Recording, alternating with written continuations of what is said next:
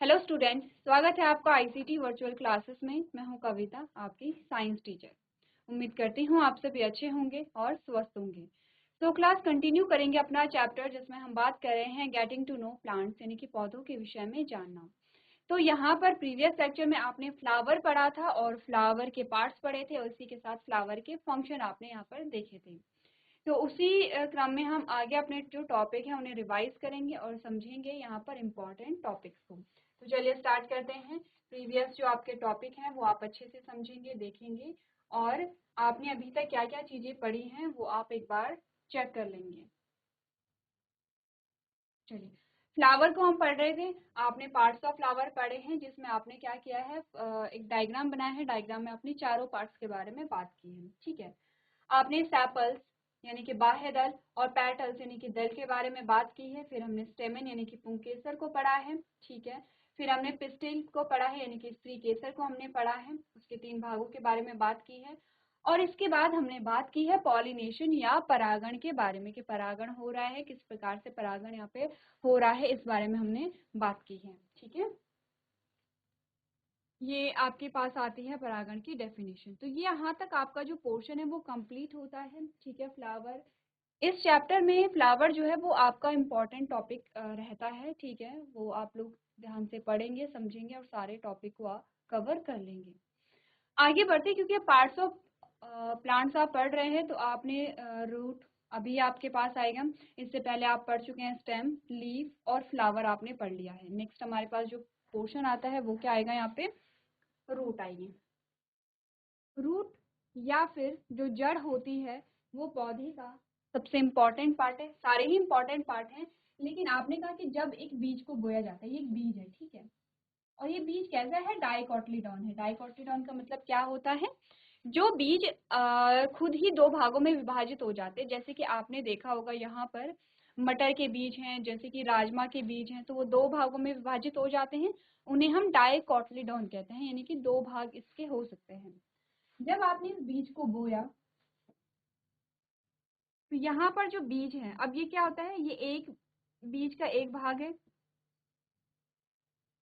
ये बीज का दूसरा भाग है। ठीक है, अब यहाँ पर क्या होती है, वृद्धि होती रहती है इस प्रकार से, एक ऊपर की ओर भी और नीचे की ओर भी। और आप देखते हैं कि यहाँ पर छोटी छोटी जब अंकुरण निकलते हैं, इसी प्रकार का स्ट्रक्चर आप देखते हैं। जैसे व्हाइटिश जो होता है या येलो व्हाइटिश पार्ट जो होता है, जो कि भूमि से ऊपर आता है, तो हम क्या कहते हैं कि बीजों में अंकुरण हो गया है। ठीक है, फिर आपने कहा कि और ज्यादा बड़ा होगा, और ये क्या बनाएगा, शूट बनाएगा, और ये क्या बनाएगा, यहाँ पे रूट बनाएगा। ये क्या बनाता है, रूट, और ये बनाता है शूट। शूट का मतलब है कि यहाँ पर सब कुछ होंगे, जैसे तने, तने से लगे हुए सारे भाग होंगे, और यहाँ पर जड़ और जड़ से रिलेटेड जो भी पार्ट्स होते हैं वो होंगे। ठीक है, अब अगर आपसे पूछा जाए कि फंक्शन क्या होते हैं रूट्स के, तो आप क्या बताएंगे, आपसे पूछा जाए।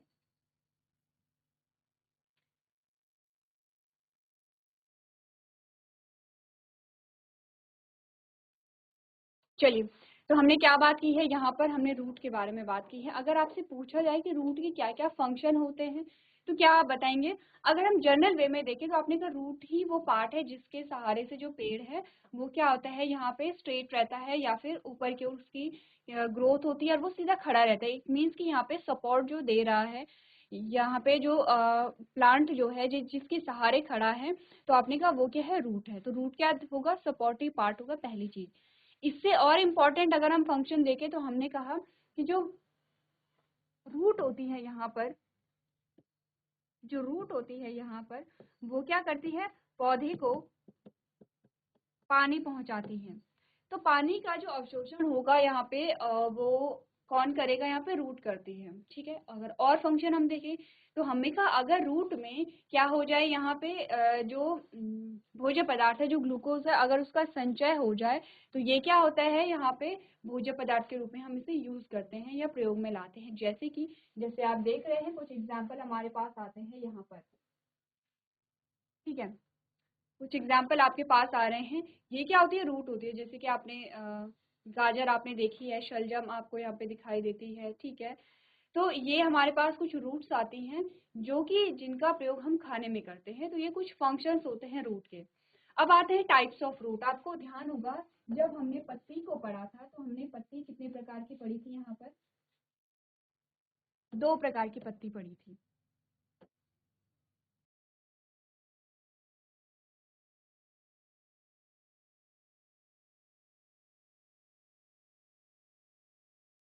चलिए, जब हमने पत्ती को पढ़ा था यहाँ पे तो हमने 2 प्रकार की पत्ती पढ़ी थी।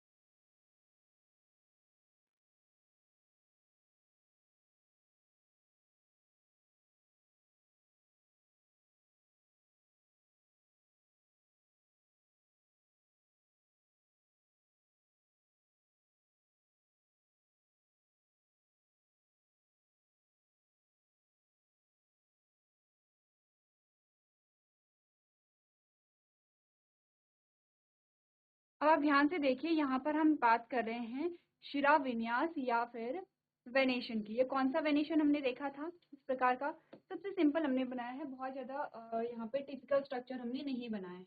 ठीक है, एक लीफ तो हमने ये देखी है, दूसरी लीफ जो हमने देखी है वो कुछ इस प्रकार की होती है।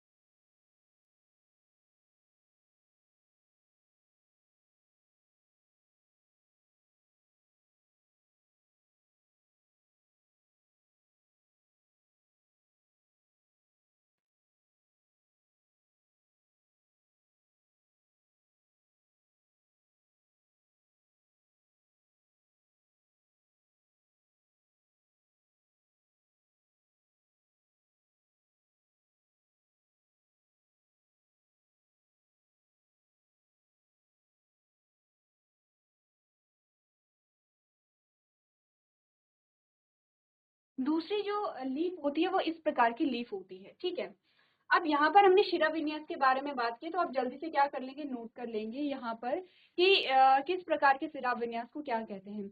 अब यहाँ पे पत्ती और जड़ में एक संबंध होता है कि पत्ती अगर इस प्रकार की है तो जड़ कैसी होगी। जैसे कि अगर मैंने कहा कि पत्ती ही कुछ इस प्रकार की है,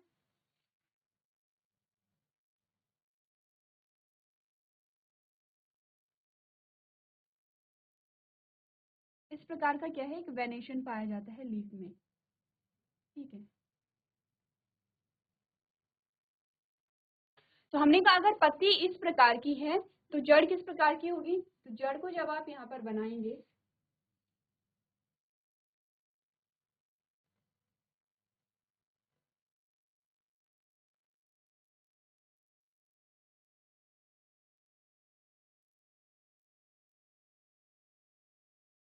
जड़ इस प्रकार की होती है। ठीक है, और अगर हमने कहा पत्ती इस प्रकार की है तो जड़ कैसी होगी, इस प्रकार की।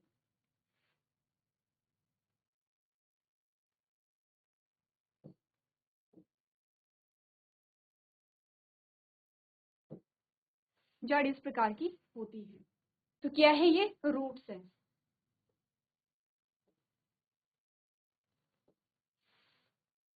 ठीक है, रूट, दो प्रकार की यहाँ पर होती है रूट। ये क्या है, लीफ है, ये भी लीफ है और ये भी लीफ है।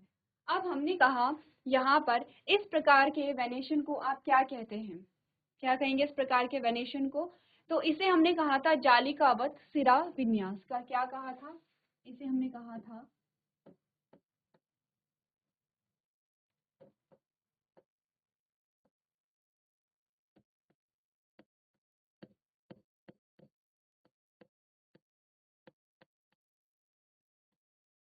जालिकावत सिरा विन्यास, और इसे हमने कहा था समांतर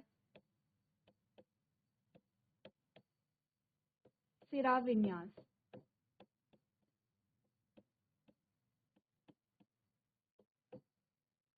ऐसी पत्ती जिनमें जालिकावत सिरा विन्यास होता है उनमें किस प्रकार की रूट होती है, तो इस रूट को हम कहते हैं मूसला जड़ या टैप रूट। ठीक है, और जिस पत्ती में यहाँ पर क्या होता है, आपने कहा समांतर सिरा विन्यास होता है, उसमें कैसी रूट्स यहाँ पे पाई जाती हैं, आपने कहा रेशेदार जड़ें इनमें पाई जाती हैं। इन्हें क्या बोलेंगे,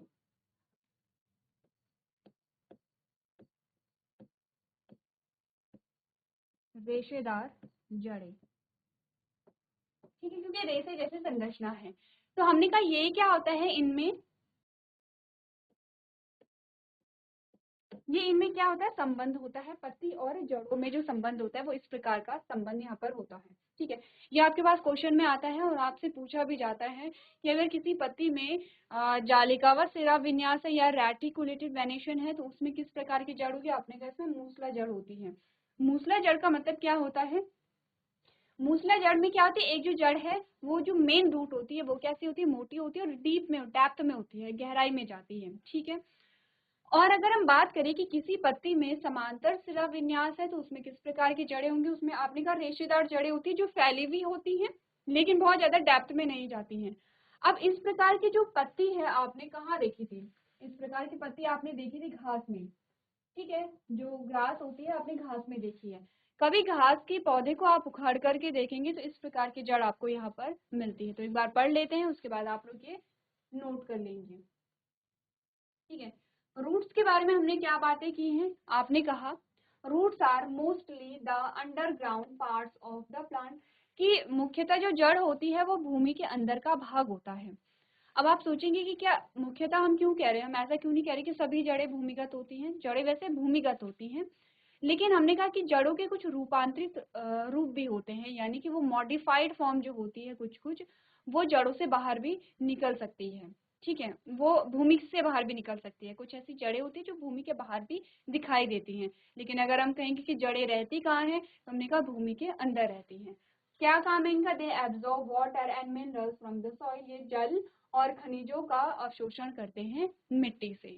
नेक्स्ट हमने क्या पढ़ा है, they hold the soil firmly to keep the plant upright, ये जो पेड़ है, पेड़ को क्या करते हैं, ये जकड़ करके रखते हैं जिससे कि पेड़ ऊपर की ओर आसानी से वृद्धि कर सके। इट मीन्स कि ये सपोर्ट दे रहे हैं, स्टेबिलिटी दे रहे हैं पौधे को। Some roots store food and become plump, कुछ ऐसी जड़ें होती हैं जो भोजन का संचय करती हैं, फूड स्टोर करती हैं और उन्हें हम क्या कहते हैं, एज अ फूड यहाँ पे कंज्यूम करते हैं। तो क्या पढ़ा आपने रूट के बारे में, जड़ें अधिकतर पौधे का भूमिगत भाग होती हैं, वे मिट्टी से पानी और खनिज अवशोषित करते हैं, वे पौधे को सीधा रखने के लिए मिट्टी को मजबूती से पकड़ते हैं, और कुछ जड़ें भोजन संग्रहित करती हैं और कैसी हो जाती है, थिक हो जाती है, मोटी हो जाती है, फूल जाती हैं। अब टाइप्स ऑफ रूट में हमने क्या पढ़ा है, फाइब्रस रूट हमने पढ़ा है। तो फाइब्रस रूट में आपने डायग्राम बना लिया है, क्या हमने बोला, रूट्स आर टू टाइप्स, दो प्रकार की रूट होती है, fibrous root and tap root. ठीक है, fibrous root and tap root. तो फाइब्रस रूट कौन सी है, ये फाइब्रस रूट है, यहाँ पे लिखते हैं।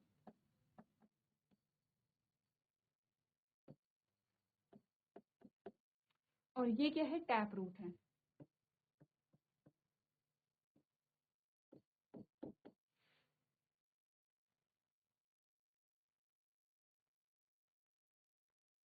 चलिए, हमने कहा जड़ें दो प्रकार की होती हैं, fibrous root and tap root. सबसे पहले फाइब्रस रूट को हम क्या कहते हैं, रेशेदार जड़ें कहते हैं। हमने कहा in the plant like grass the branches of roots come out from the base of the stem, such roots are known as fibrous root. हमने कहा घास जैसे पौधे में जड़ की शाखाएं तने के आधार से निकलती हैं, ऐसी जड़ों को रेशेदार जड़ें कहा जाता है। तो आपने कहा कि जो जड़ की शाखाएं होती हैं वो तने के आधार से निकलती हैं। यहाँ पर इट मीन्स कि बहुत ज्यादा डिफरेंस नहीं है, यहाँ से जो जड़ें हैं वो यहीं से निकलनी स्टार्ट हो जा रही हैं। इनका और क्या गुण है, ये फैलती हैं लेकिन ये गहराई में नहीं जाती हैं। ठीक है, तो हमने क्या बोला,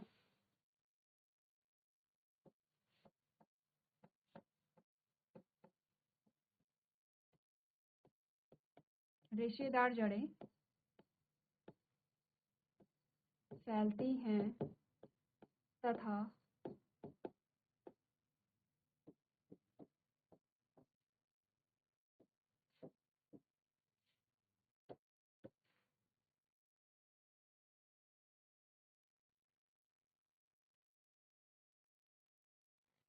नीचे की ओर वृद्धि कम होती है।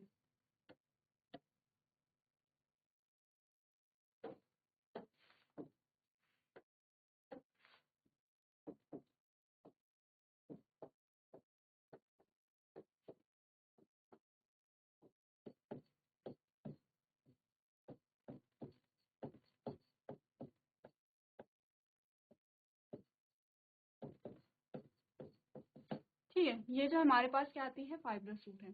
अब हम पढ़ते हैं टैप रूट, जिसे आप मूसला जड़ कहते हैं। आपने कहा in some plants the branches of root arise from the thick structure under the ground which is called a main or primary root. Such roots are called tap root. आपने कहा tap root क्या होती है, यहाँ पे जो main root होती है, मेन रूट से बहुत सारी ब्रांचेस निकलती हैं, बहुत ज्यादा गहराई की ओर ये बढ़ती हैं। इनमें पाए जाते हैं रूट हेयर। आपने कहा fine hair like structure on the branches of roots are root hair, यानी कि जो मुख्य जड़ होती है, मुख्य जड़ से द्वितीय जड़ें भी निकलती हैं। हमने कहा ये भूमि है, ये जड़ है, और इससे आपने कहा प्राइमरी और सेकेंडरी रूट भी निकलती हैं। ठीक है, इनमें होते हैं छोटे छोटे हेयर लाइक स्ट्रक्चर, इन्हें हम जड़ रोम कहते हैं या फिर रूट हेयर कहते हैं। इस प्रकार से यही रूट हेयर क्या करते हैं, पानी और मिनरल्स का अवशोषण करते हैं। ठीक है, अवशोषण कौन करते हैं, यही रूट हेयर। तो इन रूट हेयर से जो पानी है वो पहले यहाँ आएगा, उसके बाद मुख्य जड़ में यहाँ पर आएगा। ठीक है, तो आप समझ गए आप कि रूट हेयर क्या होते हैं। अब आती है lateral root. The similar roots on tap roots are called a lateral roots. Plants having leaves with a reticulate venation have tap root. ठीक है, जिनमें रेटिकुलेट वेनेशन होता है उनमें टैप रूट होता है। Plants having a leaves with parallel venation have fibrous root. क्या बोला गया है, मूसला जड़ों के बारे में हमें बताया गया कि कुछ पौधों में जड़ शाखाएं जमीन के नीचे एक मोटी संरचना से निकलती हैं, जिन्हें मुख्य या प्राथमिक जड़ कहा जाता है। ऐसी जड़ों को मूसला जड़ें कहा जाता है। अब जड़ बाल या जड़ रोम क्या होता है, जड़ की शाखाओं पर महीन बाल जैसी संरचनाएं जड़ बाल होती हैं। पार्श्व जड़ें क्या होती है, मूसला जड़ पर छोटी जड़ों को पार्श्व जड़ें कहा जाता है। जिन पौधों में जालीदार सिरा विन्यास होता है उनमें मूसला जड़ें पाई जाती है। पत्ती में अगर जालिकावत सिरा विन्यास है तो मूसला जड़ होगी। अब आप पत्ती को देख करके बता सकते हैं कि जड़ कैसी होगी। और जिन पौधों में पत्तियों में समांतर सिरा विन्यास होते हैं उनकी जड़ें कैसी होंगी, रेशेदार होती हैं। एक स्ट्रक्चर आपके पास टैप रूट का आया है, ये मुख्य जड़ है, ये सेकेंडरी रूट यानी कि द्वितीय जड़ें हैं। यहाँ पे छोटे छोटे हेयर लाइक स्ट्रक्चर जो है वो रूट हेयर यहाँ पर आपके पास आते हैं। एक बार पढ़ लीजिए मूसला जड़ें, उसके बाद हम यहाँ पर पढ़ेंगे जो हमने कंपैरिजन किया है किसके बीच में, रूट और लीफ के बीच में।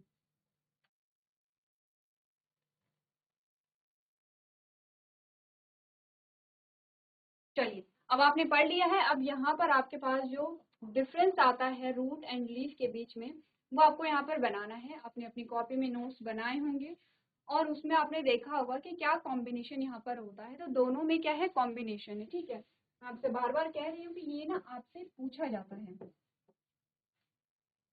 ये क्वेश्चन आपके पास आता है। तो देखिए दोनों में क्या है, कॉम्बिनेशन है। आप लीफ को देख करके बता सकते हैं कि किस में किस प्रकार की जड़ होगी। अब आपके लिए होमवर्क में ये है कि आप ये देखेंगे कि जो जालिकावत सिरा विन्यास है, रेटिकुलेट वेनेशन जो है वो किन पौधों में पाया जाता है, इसके आप क्या करेंगे, एग्जाम्पल लिख करके लेके आएंगे। ठीक है, दो दो एग्जाम्पल लिखेंगे कि जालिकावत सिरा विन्यास किस में पाया जाता है, उन पौधों के या उन पेड़ों के नाम आप लिखेंगे। और समांतर सिरा विन्यास किस में पाया जाता है, उन पौधों के आप क्या करेंगे, नाम लिखेंगे। आपको रूट का पता है यहाँ पर। ठीक है, इसी प्रकार की जो इमेज है अगर आपको और क्लियर यहाँ पर देखनी है तो आपके पास ये आती है। ठीक है, अब आपके पास पूरे पौधे हैं और आपको दिखाया गया है यहाँ पर कि जो रूट और लीफ है दोनों में यहाँ पे क्या डिफरेंस आता है।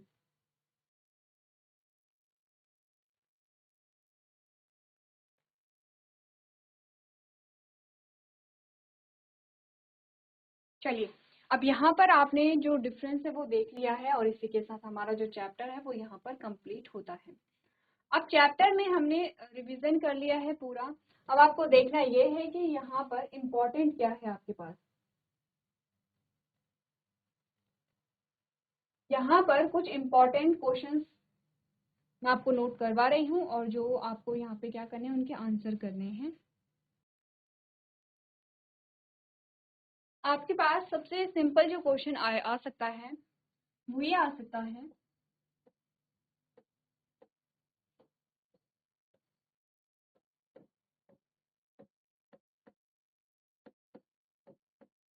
तने के आधार पर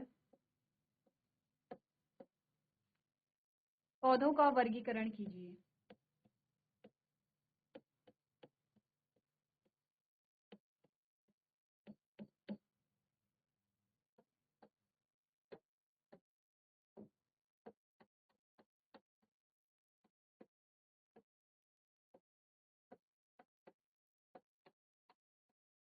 ठीक है, आपने क्या करना है कि जो तने के आधार पर है पौधों का वर्गीकरण करना है, कितने प्रकार के होते हैं, जिसमें आपने हर्ब, शब और ट्री के बारे में बात की है। अब हमने कहा नेक्स्ट जो प्रश्न आता है, पुष्पीय व अपुष्पीय पौधों के 2 उदाहरण दीजिए।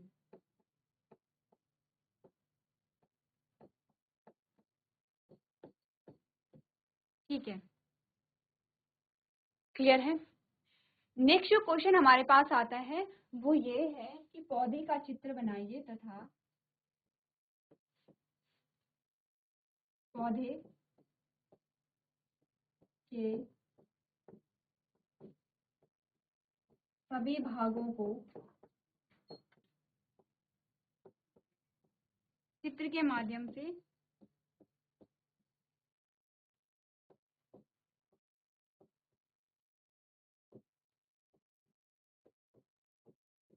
समझाइए या दर्शाइए। ठीक है, क्लियर है इतना। नेक्स्ट आपके पास जो क्वेश्चन आएगा वो ये है कि फूल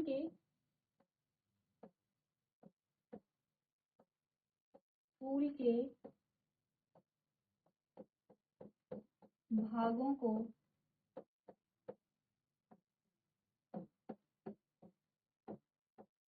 चित्र द्वारा प्रदर्शित कीजिए।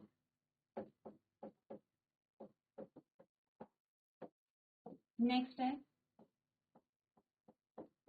परागण किसे कहते हैं,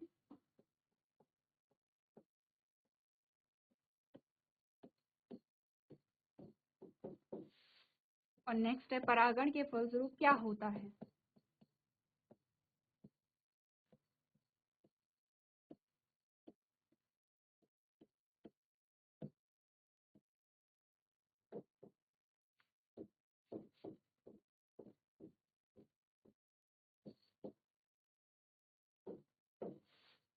ठीक है, ये कुछ क्वेश्चन है जिनके आप यहाँ पर आंसर करके लेके आएंगे। बहुत कम क्वेश्चन आपको यहाँ पर दिए गए हैं। ठीक है, 5 से 6 क्वेश्चन आपके पास आते हैं। इसके अलावा बहुत सारे क्वेश्चन आपके चैप्टर से बन सकते हैं।